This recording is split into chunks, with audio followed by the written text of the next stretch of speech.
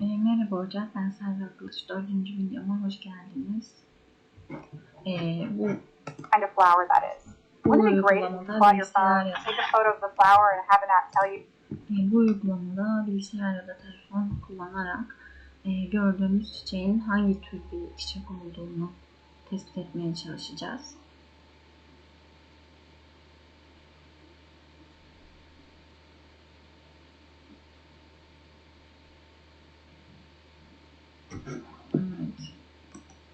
So you can't just use a pre-trained network in your app.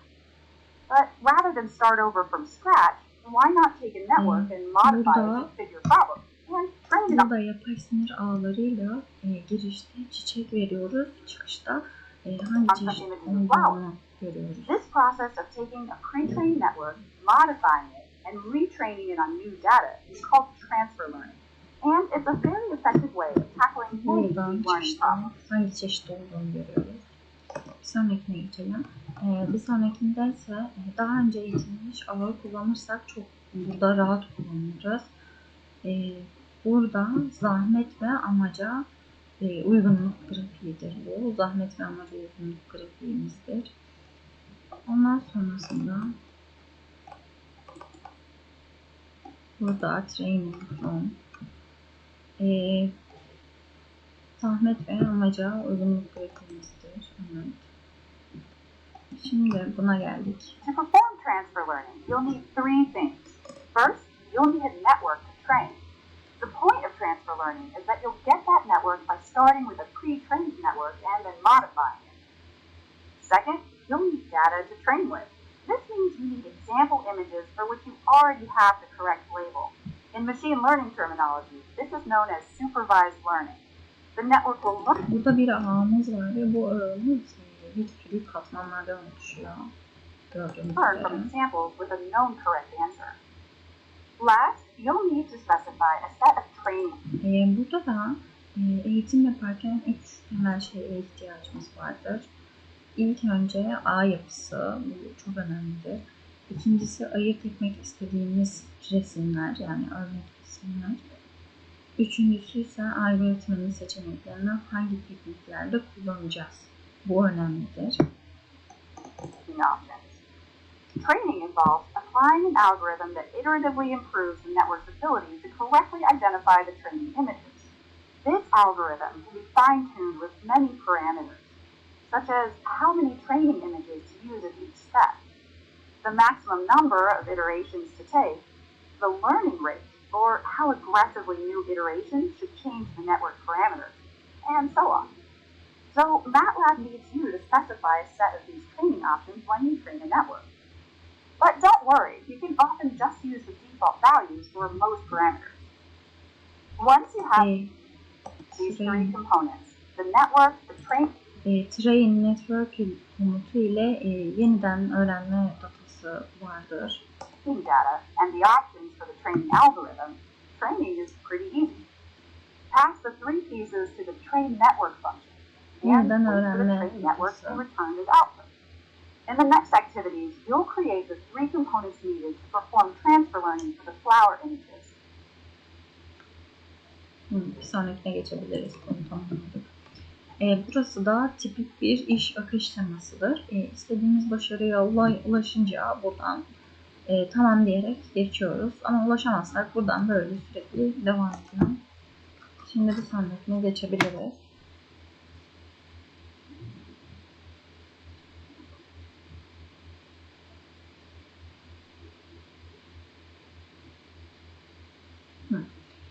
Burada klasör var. Klasörün içindeki klasörleri de kullanırız. Ondan sonra burada bizden istediği şey şu. Şunu şu şekilde yine kopyalayalım. Ve yalnız şu ds yerine olacak. Image Data Store. Şu folder yerine de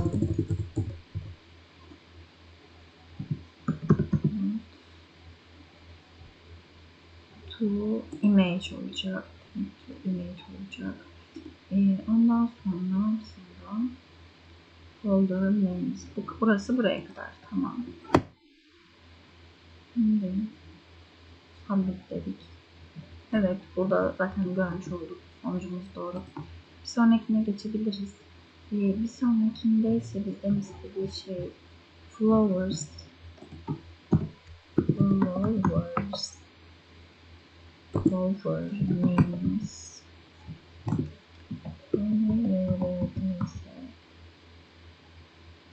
Aynen. Bu isimlerimizi kaydediyor. Yani isimlerini kaydediyor. Çiçek. Burada gördük. Daisy. Ondan sonrasında geçebiliriz diğer uygulamamıza.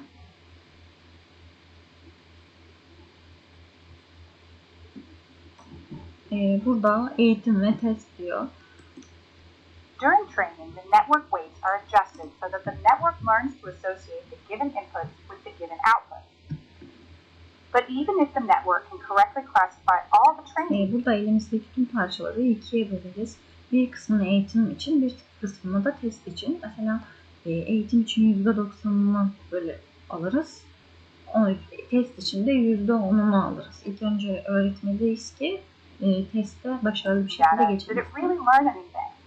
The real use of the network is to apply its new images it hasn't seen before. It's good practice to reserve some of your training data for testing.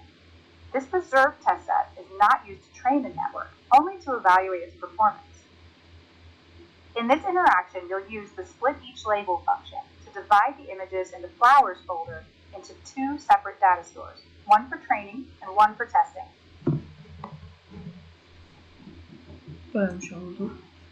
Şimdi hemen uygulamasına geçelim. Uygulamasında da burada bizden istediği şey hemen yazalım.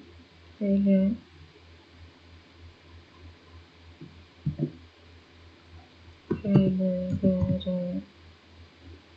train. Bu ikiye bölüyoruz bu şekilde. Bunu böyle yaparken ikiye bölmüş oluyoruz. Test. Tamam.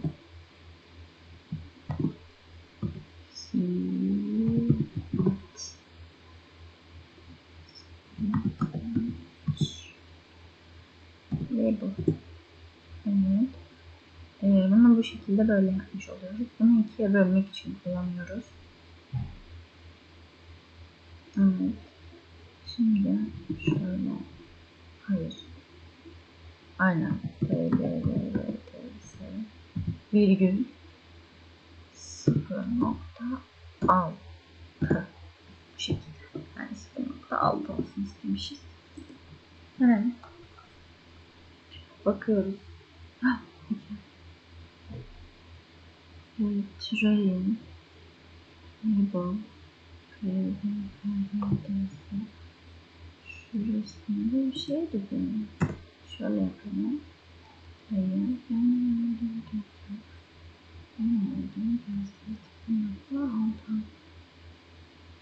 İkiye bölmek için olmaz.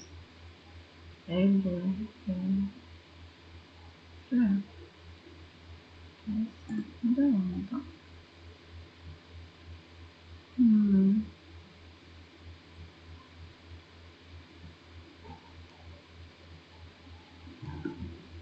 Bakalım hemen.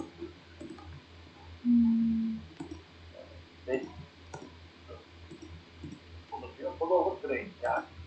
Gerçek hayatta hep böyle karşılamış bir Split each label. Yok. Train, more test. Ay. Split each label. Birincisi 0.6. Olması lazım. Tabii 0 yazmazsam, o yazarsam yani olmaz haliyle. Tabii ki olmaz. Bir sonrakine geçelim. Bir sonrakinde ise bizden istediği şey yine aynısını yapıyoruz.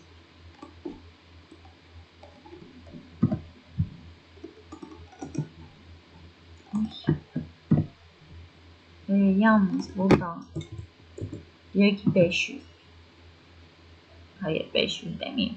500 demiyor. 0.8 diyor. 0.8 0.8 diyor. Ondan sonrasında diyor ki şöyle yapıyor. Evet. Bu da rastgele karıştır yap anlamına geliyor. Yani yukarıdakinin aynısı ama sadece rastgele karıştırıp yapmamızı istiyor. Bir de 0.8. Bir sonrakine geçebiliriz. Bir sonrakinde ise bundaysa bozuk entegre resimlerini dengeleyebilmek için kullanılır. Sadece belli sayıda alıp kullanacağız. Şimdi hemen yapalım.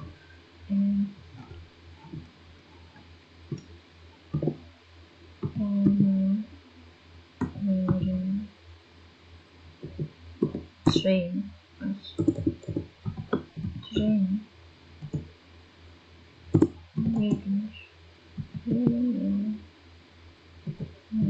test geçiyoruz eşittir split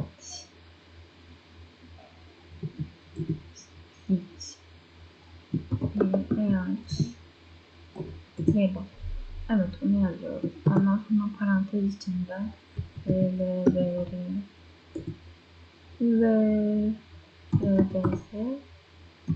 ve şimdi 500. Şimdi bakalım.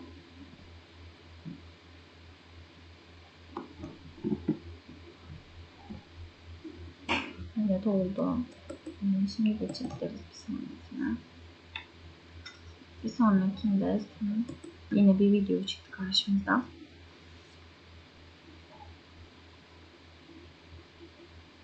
Evet, başlatalım. When training a network, your training images may not be sufficiently varied. For example, Buradaysa farklı çiçek resimlerini ayrıştırmaya çalışıyoruz. These images of flowers are generally taken up close with good lighting. But if you're trying to build a mobile phone app, you really want the classifier to be able to cope with imperfect images, odd angles, substandard lighting, not well framed or cropped, and so on. An efficient way to handle these situations is to use an augmented image data store. Augmented imajlarınızı sabit boyuta getiriyoruz bunda. The augmented image data store function takes an output image size and an image data store as inputs. The augmented image data store that's returned can be used as the training data input to the train network function. The images will be resized, but you can use optional inputs to control the pre-processing behavior. You can use the image data augmenter function to Augmenter'da da ön işlemlerle imaj sayımızı arttırıyoruz. set up a set of transformations that you can apply to your images to make an augmented training set. These transformations include rotations, reflections, translations, shears, and scaling. You then pass the image data augmenter variable to the augmented image data store function as an optional input. Again, the augmented image data store can be used as the training data input to the train network function. Your training images are pre-processed automatically during the training. Evet, bir sonrakine geçebiliriz.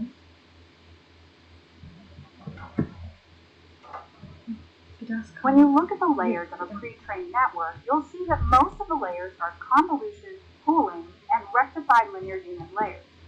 These take the original input image and extract various features that can then be used for classification. The structure of these layers depends on the pre-trained network. Burası yine giriş, burası çıkış, bu ortogonal katmanlardan oluşuyor. Sonlara doğru olan katmanlar özelliklere göre sınıflandırma yapıyor. Ve bu ne olduğunu tespit etmemize yarıyor bizim. İki tip ağımız vardır. Seri ağlar ve DAG ağları. Seri ağlar girişteki bilgi her katmandan sırayla geçer. Yani her katmandan sırayla düzgün bir şekilde geçiyor. Ama DAG ağlarında hem seri hem paralel katmanlar vardır. Hem seri şekilde hem paralel şekilde geçiyor. DAG networks have a more complex architecture where information from one layer can be passed to multiple layers. Basically, in Matlab, series networks are just represented as an array of layers. DAG networks, on the other hand, have an array of layers, but also need a way to specify the connections between those layers. Series networks don't need this because the connections between layers are implied. To perform transfer learning, you'll need to modify the network to suit the specific problem. But don't worry, most of the network will stay the same. You typically change just the last few layers. For example, here's the end of GooglyNet. Notice that the 142nd layer is a fully connected layer with 1,000 neurons. This takes the extracted features from the previous layers and maps them to the 1,000 output classes. Then the next layer, the softmax layer, turns the raw values for the 1,000 classes into normalized scores. So that, roughly speaking, each value can be interpreted as a network's prediction of the probability that the image belongs to that class. The last layer then takes these probabilities and returns the most likely class as the network's output. When you change these layers, the layer graph has the same, but it needs to be trained to map these features to your new image classes. When you train with new data, the network will learn that mapping as well as refine the feature extraction to be slightly more specific to your application. Şimdi sonrakine geçebiliriz. You can explore pre-trained networks or create networks from scratch using Deep Network Designer. On the Apps tab, under Machine Learning and Deep Learning, click the Deep Network Designer icon. For transfer learning, you can choose from the available pre-trained networks. Remember that pre-trained networks need to be installed as add-on explorer before you can use them. Networks that you need to install have a warning icon. GooglyNet is already installed, so let's click GooglyNet to import it. This is a zoomed out view of the entire architecture. The properties pane on the right contain a summary of the network. If you're performing transfer learning, the most relevant layers are the input and output layers. You can zoom in and select the input layer to see the image input size. To use this network with your data, you'll have to resize your images to match. İsim falan da değiştirebiliyoruz oradan. Notice that the input size is grayed out. Since we've imported a trained network, some properties can't be edited.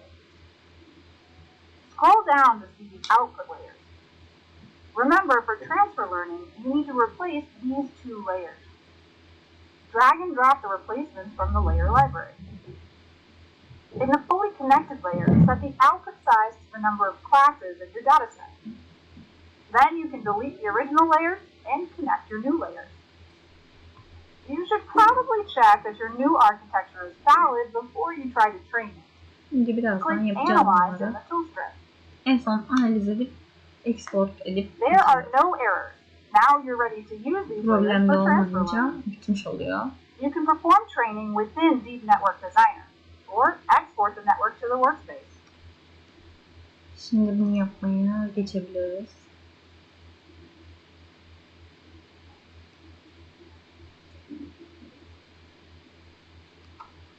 Evet, biraz bakayım.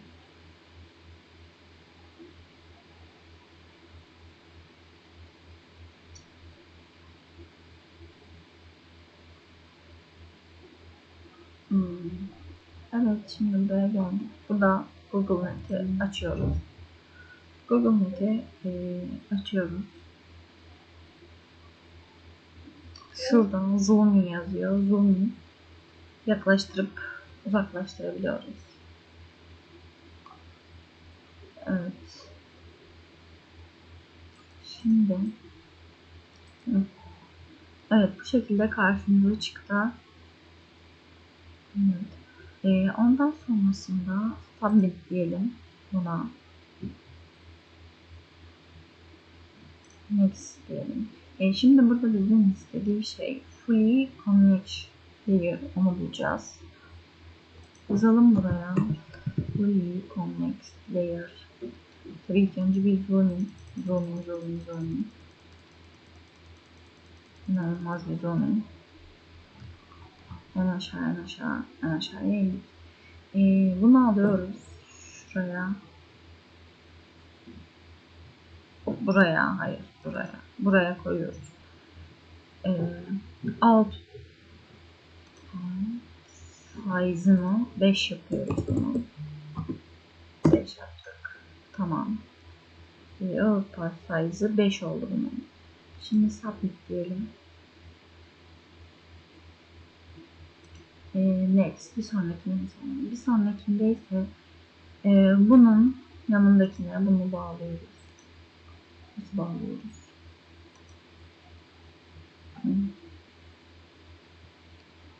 Bağlıyoruz.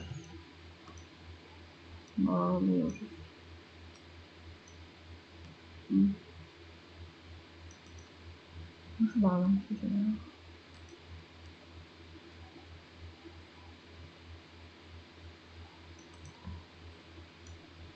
Hemen bakalım.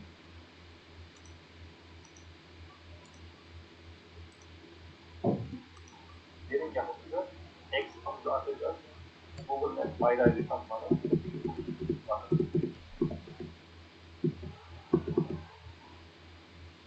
Şimdi daha önceki bakınız bin çıkmıştı. Ben bunu 5 çıkmıştı yapıyor. 5 çıkmıştı yaptım. 5. Tamam. 5 farklı şeyi sayıyoruz. Bu aşamada sadece bu ismi veriyoruz. Bu katmanı diyor. Nasıl? Bağladık mı? Sonraki tasdik bağlamışız. Tamam. Bunu böyle yan yana bağladık. Ondan sonra submit diyoruz.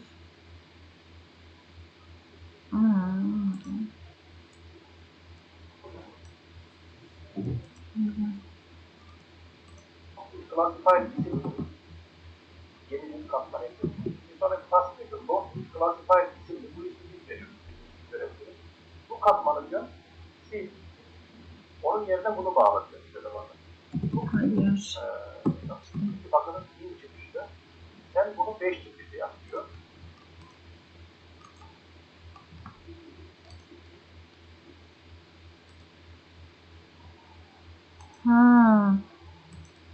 Tamam. Bunu dur. Üçüncüye geçtim.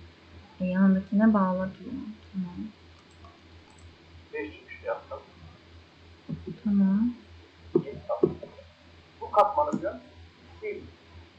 Onun yerine bunu bağlatıyor. Şunu nasıl yapacağım?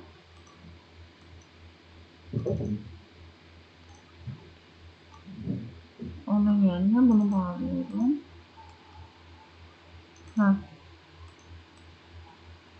Evet. Bağladım. Submit.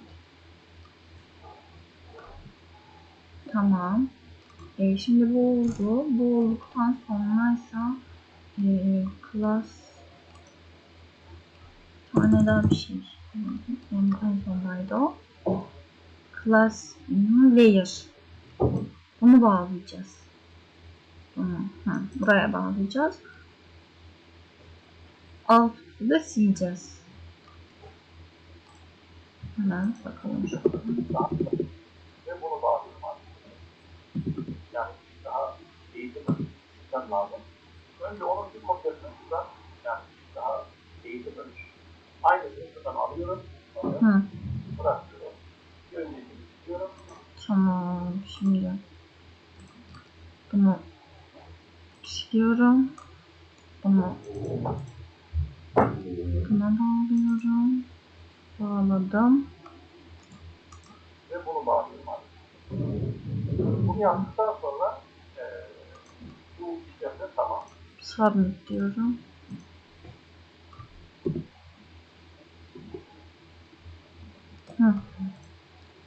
Ondan sonra tamam. Şimdi analize edelim.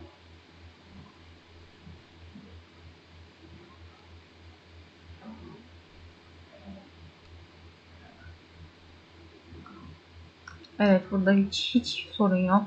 Çok iyi yapmışız. Export diyerek de tamamlıyoruz. Tamam. Şimdi bir sonraki geçebiliriz. Bu videom bu kadardı. İzlediğiniz için teşekkür ederim hocam.